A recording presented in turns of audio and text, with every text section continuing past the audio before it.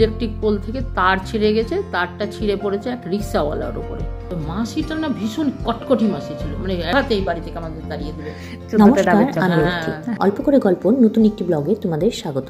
আশা করি তোমরা খুব ভালো আছো। চলে আসলাম শ্বশুরবাড়ি। দুপুরবেলা করলাম মায়ের সাথে অনেক গল্প, তারই কিছু অংশ তোমাদের সাথে শেয়ার করছি। 1980 সালে আমার বিয়ে হয়েছিল।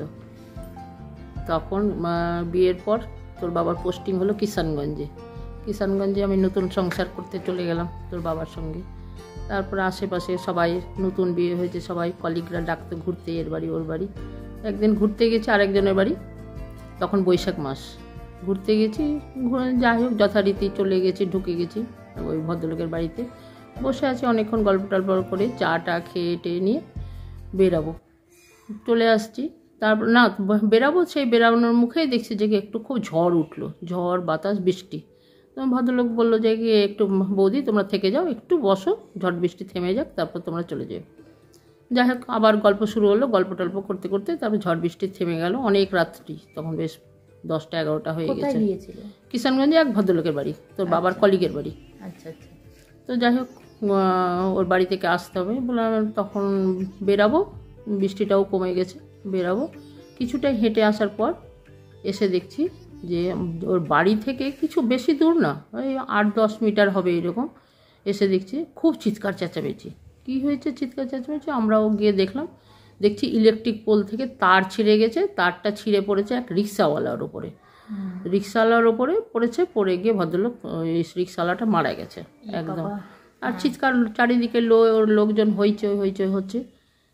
তখনই আমরা বললাম যে আমরা তো কিছুক্ষণ আগেই এই পথটা দিয়েই আমরা হেঁটে গেলাম, তখন তো কিচ্ছু ছিল না একদম।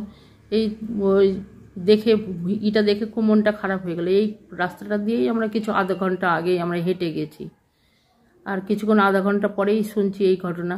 ওই বাচ্চা কাচ্চা হয়ে গেছে? না, বিয়ের পরেই। আচ্ছা, বিয়ের পরে 2-3 মাস পরেই বিয়ের, কিষানগঞ্জের ঘটনা। তারপরে তো ভিড় দেখলাম, দেখে তারপরে পুলিশ আসলো।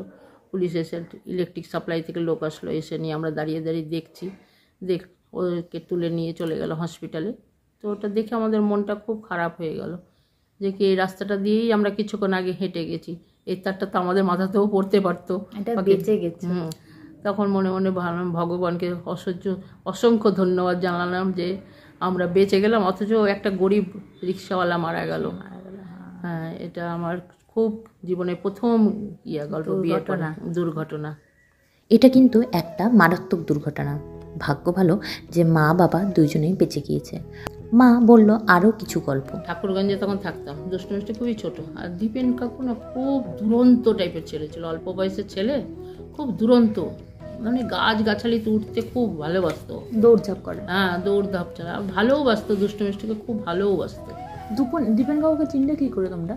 দীপেন কাকু তো বাবার কাছে, বাবা যখন চাকরি পেয়ে গেল, চাকরি পেয়ে তখন মানে আমার শাশুড়ি বললো যে আমার ছেলের দেখাশোনা কে করবে। বাবা তো খুব অল্প বয়সে চাকরি পেয়েছিল, আর তারপর পোস্টিং হলো বিহার, বাংলা থেকে একদম পুরো বিহার। তখন ওখানে পোস্টিং হয়ে গেল, তো ভাবলো যে আমার ছেলেকে দেখাশোনা কে করবে, একটু করবে। তখন আমার শাশুড়ি ওই দীপেনকে একটা ছোট্ট, তখন 12-14 বছর বয়স ওর। একদিন ওই আমরা যে বাড়িতে ঠাকুরগঞ্জে ভাড়া থাকতাম, তো বাড়িওয়ালা থাকতো না, বাড়িওয়ালি থাকতো না, বাড়িওয়ালা থাকতো আর বাড়িওয়ালার 2 ছেলে থাকতো। ওদের দেখাশোনা করার জন্য এক মাসি ছিল। তো মাসিটা না ভীষণ কটকটি মাসি ছিল, মানে একদম মানে মালকিনের চাইতেও বেশি। তো কোনো কিছু, ওর বাড়িতে অনেক পায়রা ছিল, প্রচুর পায়রা, কিন্তু একটা পায়রাও ধরতে দিত না। দীপেন কাকু মাংস খেতে খুব ভালোবাসে, কিন্তু একটা পায়রাও ধরতে দেবে না। ওর গাছ ভর্তি কাঁঠাল, গাছ ভর্তি আম, গাছ ভর্তি, মানে কি বলবো আর, মানে এত নারকেল। আমরা যে দিকটা থাকতাম, যে ফ্ল্যাটটাতে থাকতাম, পুরো মানে বাংলো টাইপের বাড়ি ছিল, চারিদিকটাই গাছ, আর মাঝখানে এক সাইডে কোনার দিকে বাড়ি ছিল, বিশাল উঠান, আর মাঝখানে চারিদিকে বাগান, আর অনেক নারকেল গাছ ছিল। কোনো কিছু দিত না মাসিটা, ওদের রান্নার মাসিটা।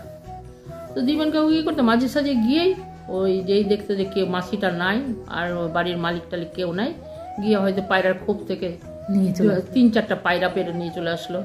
নিয়ে এসে আমরা কিন্তু জানতামই না যে পায়রাগুলো কোথা থেকে এসছে।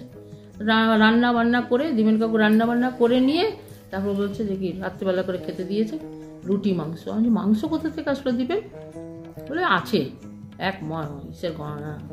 দীপেন কাকু কি আলাদা থাকতো নাকি? না না, একসঙ্গে আমাদের কাছে থাকতো। জানতো না রান্না হচ্ছে? হ্যাঁ, রান্না হচ্ছে। তখন পায়রাটাকে নিয়ে এসে দীপেনের সাইড ঘরটা ছিল আর এক সাইডে, দীপেনের ঘর প্লাস ওর রান্নাঘর একসঙ্গে থাকতো। আর আমাদের ঘরটা ছিল এক সাইডে, বাবা অফিসে। আমি তখন নতুন দুষ্টু মিষ্টুকে ছোট নিয়ে এই পাশে নতুন ফ্ল্যাট বাড়িতে দুষ্টু মিষ্টুকে নিয়ে হয়তো এদিকে ঘরের মধ্যে ঢুকে আছি, সেই সময় কাজের ফাঁকে টাইমে গিয়ে ওইগুলো কাজ করে দিত। তারপর আমরা আগাড়াই করতাম, দীপেন এগুলো করো না, এটা খুব অন্যায়, এটা করো না। বলছি না, ওই মাসি কটকটি মাসি দিবে না যেমন এরকম করেই খাবো না। তারপরে তো ওই নারকেল হয়েছে গাছে, নারকেলে এত নারকেল পারতো, একটা নারকেলও দিত না মাসিটা। একদিন কি হয়েছে, দীপেন কাকু সন্ধ্যা ভর সন্ধ্যা আর নারকেল গাছের নিচে সোজা ছিল একটা কুয়া ছিল, কুয়া না ইঁদারা টাইপের ইঁদারা ছিল। সন্ধ্যাবেলা করে ও দেখছি দীপেন কাকু ও গাছে উঠে গেছে, গাছে উঠে গিয়ে ওপর থেকে একটা করে নারকেল পারছে আর ওই ইঁদারের মধ্যে জলের মধ্যে ফেলছে। আমি কিন্তু ব্যাপারটা কিন্তু কিছুই জানি না। এর মধ্যে ও প্রায় 8-10টা নারকেল পেরে নারকেল আর ডাব পেরে ইঁদারের মধ্যে ফেলে দিয়েছে।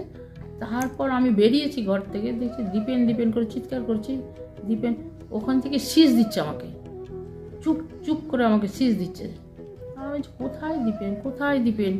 তারপরে আমি বাথরুম যাব, সেই দিকটাই আছে গিয়ে ওই ইঁদারটা ছিল আর ওই গাছটা ছিল ওইখানে। আমি ওপরের দিকে তাকিয়ে দেখছি দীপেন গাছের মগটালে বিশাল বড়, মানে 4 তলা উঁচুর মতন নারকেল গাছটা, ওই উঁচু গাছটাতে দীপেন উঠে বসে আছে আর আমাকে মুখে আঙুল দিয়ে দেখাচ্ছে চুপ।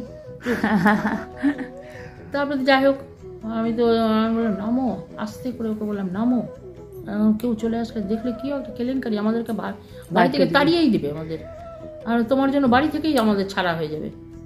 তো যাই হোক, দীপেন কাকু আস্তে করে নামলো, নেমে তারপর আমাকে দেখাচ্ছে ইঁদারের মধ্যে তাকাতে বলছে।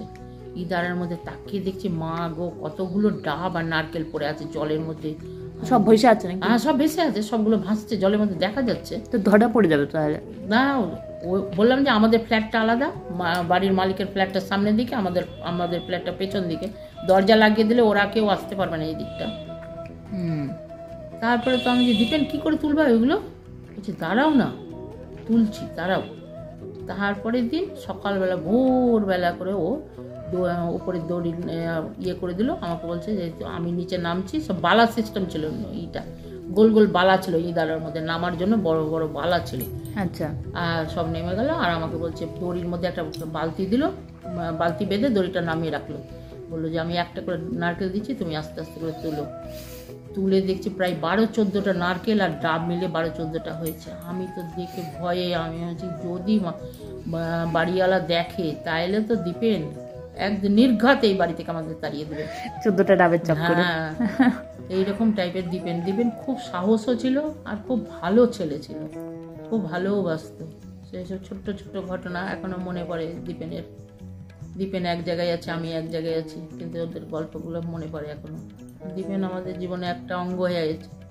দুষ্টু মিষ্টুর জন্য দীপেন খুব করেছে, ছোটবেলায় একদম নিজের মতো করে বড় করেছে দুষ্টু মিষ্টুকে ওর কাছে। গল্প করতে করতে বাবাও অফিস থেকে ফিরে এসেছে। এবার আমরা দুপুরবেলার খাবার খাবো। আপাতত আমি ভিডিওটি এখানেই সমাপ্ত করছি। ভিডিওটি ভালো লেগে থাকলে লাইক, কমেন্ট, সাবস্ক্রাইব অবশ্যই করো। দেখা হচ্ছে আবার নতুন একটি ব্লগে। Thank you.